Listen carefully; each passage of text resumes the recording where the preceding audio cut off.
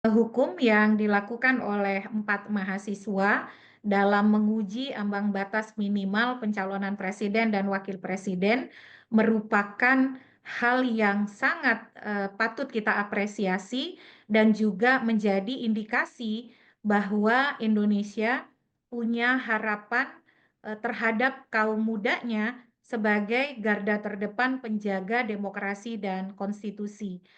Gen Z atau orang muda yang merupakan bagian dari populasi besar penduduk Indonesia hari ini, apabila diikuti oleh kesadaran politik dan demokrasi yang baik, akan berbuah sesuatu yang sangat bermanfaat bagi tata kelola bernegara dan masa depan demokrasi Indonesia ke depan. Apa yang dilakukan oleh rekan-rekan mahasiswa dari UIN Sunan Kalijaga mengindikasikan tentang esensi demokrasi yang memang mensyaratkan adanya warga negara yang aktif dalam kehidupan politik dan bernegara. Dengan warga negara yang selalu aktif terlibat di dalam kehidupan politik dan bernegara, itu bisa mencegah tergelincirnya pemerintahan ke arah yang sewenang-wenang dan juga tetap bisa menjaga demokrasi pada rel dan koridornya. Selain itu, upaya hukum yang dilakukan oleh rekan-rekan mahasiswa itu juga menjadi bagian dari adanya negara hukum yang memang betul-betul rule of law ya, bukan rule by law. Ditambah lagi dengan insentif memiliki pengadilan yang independen, maka kita bisa melakukan sesuatu apabila menghadapi adanya aturan hukum atau aturan main yang tidak adil dan bertentangan dengan konstitusi. Jadi yang dilakukan oleh rekan-rekan mahasiswa ini, aktivisme hukum yang mereka lakukan, selain bagian dari menjaga demokrasi, juga mengindikasikan sebuah negara hukum yang memang menjamin hak warga negara untuk memperjuangkan keadilan.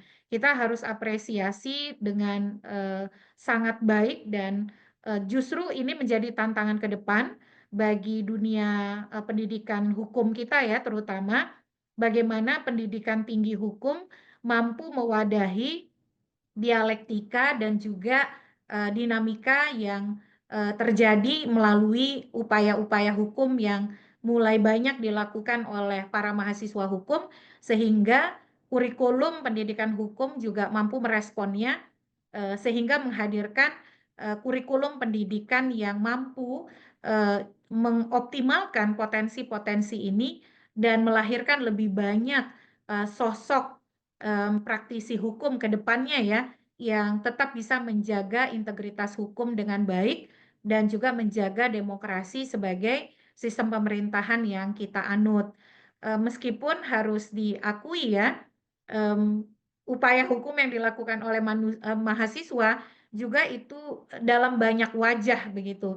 Ada upaya hukum yang dilakukan oleh Almas Saki Biru yang kemudian menjadi jalan bagi Gibran untuk maju di Pilpres untuk kepentingan orang per orang, tapi kemudian ada upaya hukum yang memang untuk kepentingan jangka panjang demokrasi seperti yang dilakukan oleh 4 mahasiswa UIN Sunan Kalijaga. Sebelumnya sudah banyak mahasiswa-mahasiswa lain yang juga melakukan upaya hukum yang sama di Mahkamah Konstitusi ya.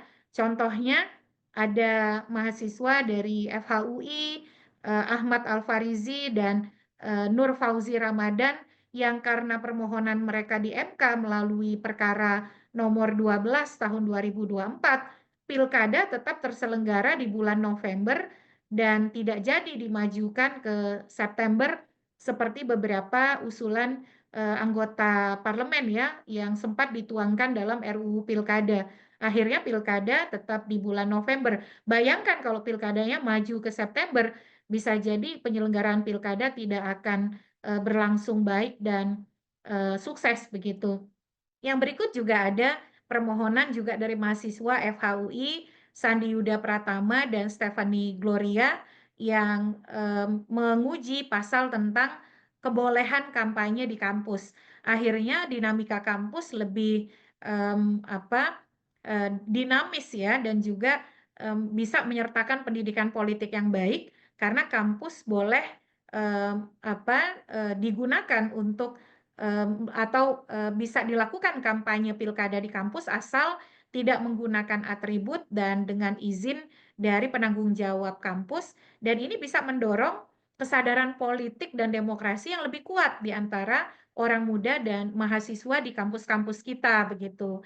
Yang berikut juga ada mahasiswa dari UIN Syarif Hidayatullah Jakarta, Fahru Razi ya, bersama Anthony Lee dari Presiden University yang sering menggugat ke MK dan menguji pasal-pasal dalam Undang-Undang Pemilu dan Pilkada yang dianggap tidak demokratis. Misalnya soal syarat usia calon di pilkada, di mana berkat permohonan mereka di perkara nomor 70 tahun 2024,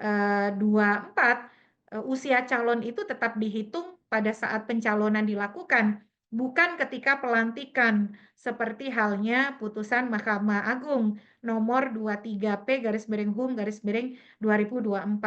Jadi banyak sebenarnya talenta-talenta muda yang melakukan aktivisme hukum, yang mempraktikkan ilmu pengetahuan yang mereka dapat di kampus untuk menjaga negara hukum, demokrasi, dan konstitusi di Indonesia. Dan mereka harus dianggap sebagai masa depan demokrasi kita. Mereka harus dirangkul oleh semua pihak dengan baik dan jangan diintervensi. Dan mereka mestinya jadi inspirasi ya, bahwa tidak boleh ada kesewenang-wenangan karena orang muda akan menjaga negara hukum dan demokrasinya dengan kemampuan dan kapasitas yang mereka punya yang sama mumpuninya dengan orang-orang yang lebih senior dan tua begitu.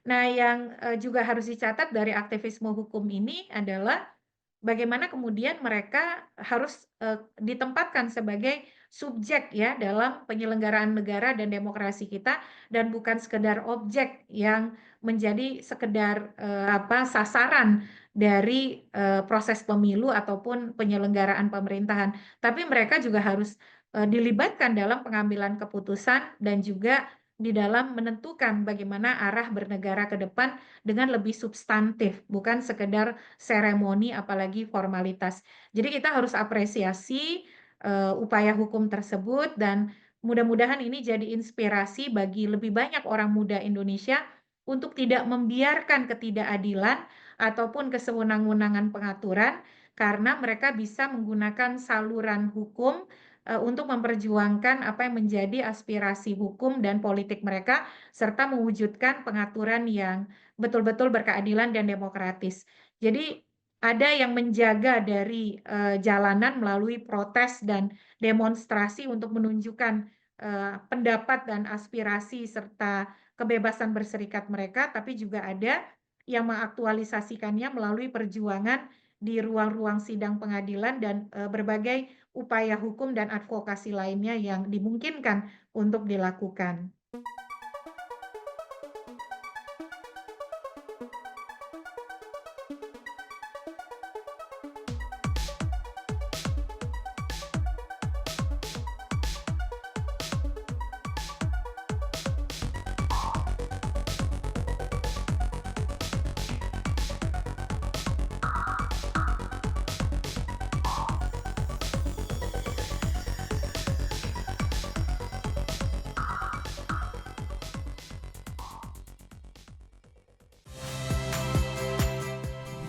Saya Muhammad Syahreza.